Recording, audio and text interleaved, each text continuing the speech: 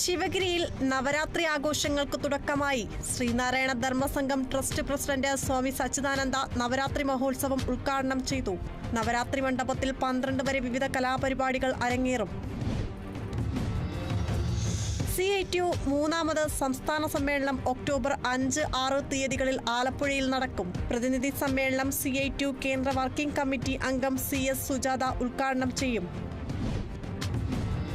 Band വാദ്യത്തിൽ side drum വായിച്ച് 5 പതിറ്റാണ്ട് പിന്നിടുന്ന വാദ്യകലാകാരനായ തൃശൂർ കൊരട്ടി സ്വദേശി പൗലോസ്. ചെറുപ്രായത്തിൽ തന്നെ വാദ്യമേഖലയോട് ഇഷ്ടം തോന്നിയ പൗലോസ് സ്വന്തമായി പരിശീലനം നടത്തിയാണ് മികച്ച ഡ്രം കലാകാരനായത്. തൃശൂർ ചാലക്കുടിയിൽ ക്ലീൻ പദ്ധതിയുടെ ഭാഗമായി വിദ്യാർത്ഥികൾക്കായി ചലഞ്ച് ഏർപ്പെടുത്തിയതായി നഗരസഭാ ചെയർമാൻ എബി ജോർജ് വാർത്താസമ്മേളനത്തിൽ അറിയിച്ചു. റോഡടക്കമുള്ള പൊതുയിടം വൃത്തിയായി സൂക്ഷിക്കുന്നവർക്ക് ക്യാഷ് അവാർഡാണ് ചെയർമാൻ വാഗ്ദാനം ചെയ്തിരിക്കുന്നത്. നവംബർ 5-നുള്ളിൽ ചലഞ്ചിൽ പങ്കെടുക്കുന്നവർ നഗരസഭയെ അറിയിക്കണം. തിരുവനന്തപുരം കള്ളിക്കാട് ഹൈവേ റോഡിൽ ബൈക്ക് നിയന്ത്രണം വിട്ട് സ്കൂൾ ബസിനടിയിലേക്ക് ഇടിച്ചു കയറിയ അപകടത്തിൽ ബൈക്ക് യാത്രക്കാരന് പരിക്കേറ്റ ഇയാളെ ആശുപത്രിയിൽ പ്രവേശിപ്പിച്ചു.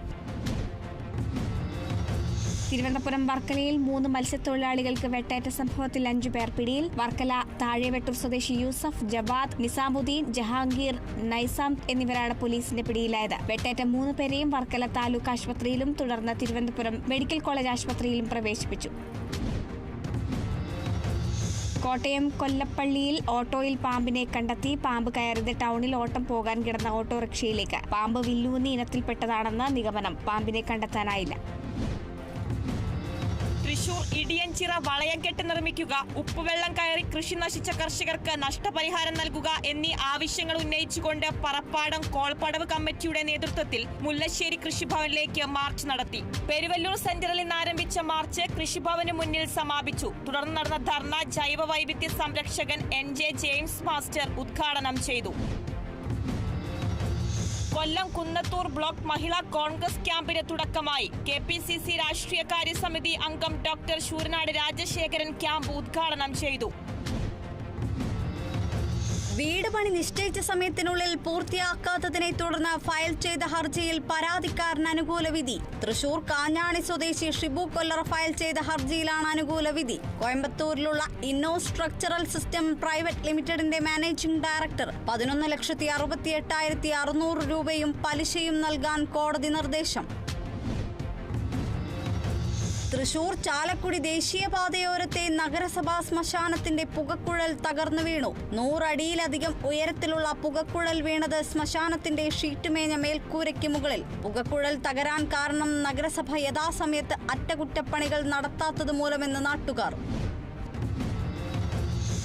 അന്നമനട പഞ്ചവാദ്യത്തിന് ആധികാരികതയും ജനകീയതയും പകർന്ന അന്നമനടത്രയങ്ങളുടെയും അന്നമനട ജൂനിയർ പരമേശ്വരന്മാരുടെയും സ്മരണകൾക്ക് മുൻപിൽ വാദ്യാഞ്ജലി അർപ്പിച്ചു.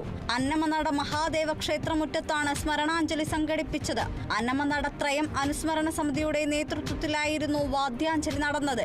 വാദ്യാഞ്ജലിക്ക് അന്നമനട മുരളീധരമാരാർ പ്രമാണിത്വം വഹിച്ചു. തിരുവനന്തപുരത്ത് അച്ഛനും മകനും തമ്മിലുണ്ടായ വാക്കേറ്റത്തിലും ഉന്തും തള്ളലിനുമിടയിൽ തറയിൽ വീണ് തലയ്ക്ക് പരിക്കേറ്റ അച്ഛൻ മരിച്ചത് കോട്ടുകാൽ സ്വദേശി സജീവ്. പരിക്കേറ്റ സജീവനെ ആശുപത്രിയിൽ എത്തിച്ചെങ്കിലും ജീവൻ രക്ഷിക്കാനായില്ല. മകൻ വരുൺ കസ്റ്റഡിയിൽ.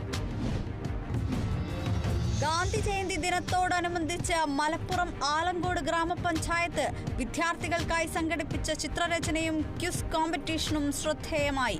ജില്ലാ ശുചിത്വ മിഷന്റെയും നവകേരള മിഷന്റെയും നേതൃത്വത്തിലാണ് പരിപാടി സംഘടിപ്പിച്ചത്. പങ്കെടുത്ത മുഴുവൻ വിദ്യാർത്ഥികൾക്കും സർട്ടിഫിക്കറ്റുകൾ വിതരണം ചെയ്തു.